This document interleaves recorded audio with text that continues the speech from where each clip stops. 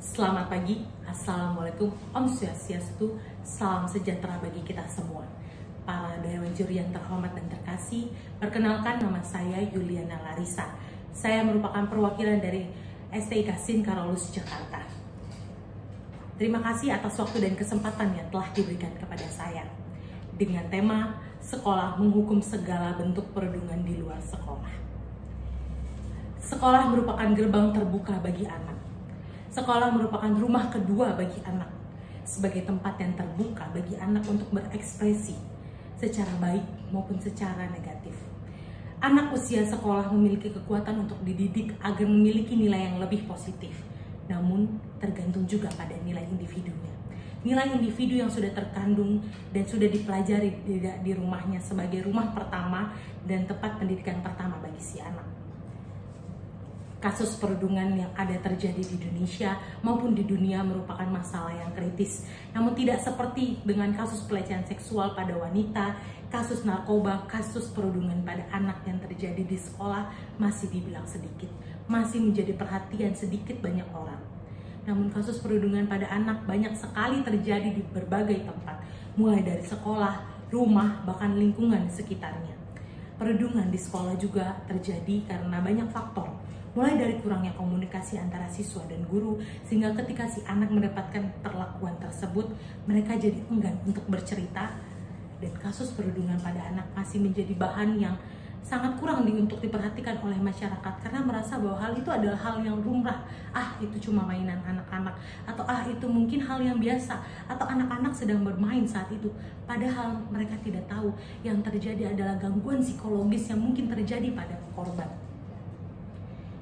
Karena merasa bahwa ketika orang tua merasa ketika anak-anak itu sudah berada di sekolah, mereka akan merasa bahwa anak saya aman, anak saya akan terlindungi, anak saya tidak akan diancam, atau anak saya tidak akan mendapatkan ancaman dari manapun. Namun mereka lupa pada kenyataannya di lapangan, kasus di lapangan banyak sekali kasus perundungan, baik di media sosial, baik itu secara verbal, baik itu secara fisik, baik itu secara psikologis didapatkan oleh si anak. Namun tergantung kembali kepada anaknya. Maukah mereka bercerita kepada kita? Maukah kita menjadi teman bagi mereka agar mereka memiliki tempat bercerita?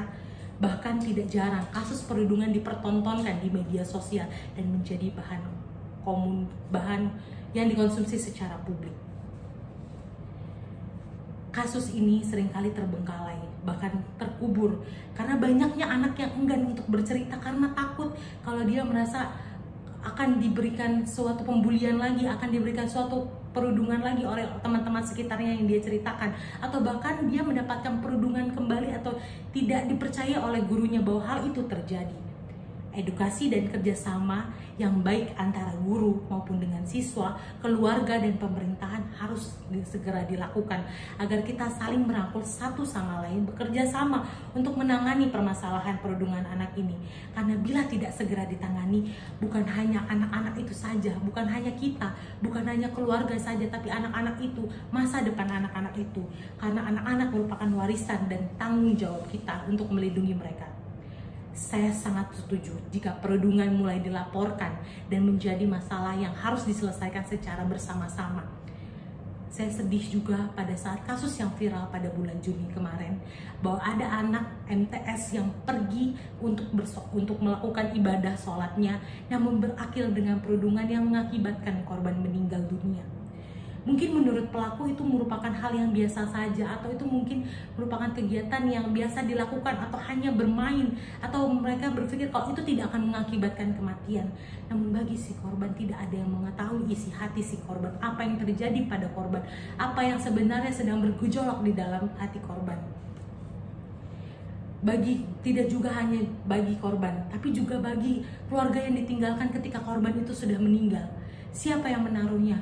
Siapa yang akan bersedih akan kehilangannya dia? Bukan keluarga pelaku saja, tapi keluarga si korban yang menanam luka, bahkan mungkin benci dan dendam terhadap pelaku. Banyak hal yang mungkin berdampak kepada kita semua, terutama pada kasus ini, pada keluarganya yang ditinggalkan. Mereka kehilangan seorang anak laki-laki yang harusnya menjadi harapan keluarga.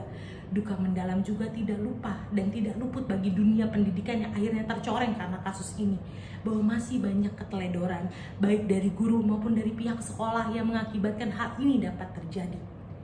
di Indonesia sendiri sudah ada aturan yang sangat jelas di Undang-Undang Dasar, terutama di Undang-Undang Pasal 8 Ayat 1, Pasal 76C, Undang-Undang 35 tahun 2014. Bahwa di situ terjelaskan bahwa bullying yang terjadi tidak hanya secara verbal, merupakan seperti hasutan, seperti ejekan, namun juga jika bully itu sudah sampai ke pelaku atau korban itu melakukan tindakan tersebut, maka itu sudah termasuk bully dan merupakan suatu tindakan yang harus dijerat hukum, apalagi sudah memakan korban. Korban perundungan harus ada laporan dan dibuat secara tertulis sebagai bukti dan tanda untuk memperkuat mereka di area hukum. Namun, hal yang terpenting dan terkekurangan saat ini adalah sumber daya manusia. Sumber daya manusia di mana tempat mereka bercerita, hal itu masih kurang. Dan banyak anak yang merasa bahwa dia tidak akan didengarkan. Bagi dunia pendidikan tentang kasus ini, sekolah maupun guru harus dibenahi dan mulai melihat kembali tentang pendidikan karakter bagi siswa, dan juga hubungan antara guru dan siswa harus memiliki keterbukaan antara satu sama lain dengan komunikasi yang baik, jalin kepercayaan antara satu dengan yang lain. Bagi pemerintah harus melihat kembali tentang pembenaran kurikulum yang semakin lama semakin mengesampingkan karakter dari seseorang. Pendidikan harus kembali melihat tentang pentingnya karakter dan membina hubungan antar teman atau sesama. Harus kembali dipertayangkan atau diajarkan kepada sekolah bagaimana caranya anak untuk menjalin hubungan antara sesama dengan baik dan dengan benar. Bagi orang tua sendiri dalam kasus perundungan ini, hubungan antara orang tua dan anak harus kembali terjalin agar komunikasi terbuka dan tidak ada rahasia. Orang tua harus kembali menanyakan kepada anak apa yang dibutuhkan, apa yang diperlukan, apa yang harus diperhatikan oleh orang tua kepada anak. Anak harus menjadikan orang tuanya sebagai tempat mereka bercerita, bukan hanya sekedar menanyakan bagaimana aktivitasnya atau bagaimana kegiatannya, namun secara lebih mendalam. Hal itu yang masih banyak orang tua kekurangan. Cara agar perundungan dapat dicegah adalah ketika terjadinya perundungan, masalah harus segera dilaporkan dan harus ada tanda bukti yang menyatakan secara tertulis bahwa kejadian itu nyata. Walaupun banyak sekolah yang menutup-nutupi kegiatan ini, namun harus ada satu lembaga yang menjadi tempat anak-anak bercerita di suatu sekolah, menjadi jalan keluar. Ketika masalah sudah didapatkan, maka diharuskan untuk baik itu orang tua, guru, pihak sekolah, siswa yang menjadi korban maupun siswa yang menjadi pelaku harus menjadi satu musyawarah yang baik, musyawarah untuk mencari jalan keluar yang tepat. Namun jika tidak ada kesepakatan dalam musyawarah itu, maka jalan keluarnya adalah keadilan yang akan diambil di hukum. Anak merupakan tanggung jawab kita dan keadilan juga berlaku bagi anak. Anak adalah sumber warisan kita untuk Indonesia ke depan. Saya Yuliana Larissa mengucapkan terima kasih.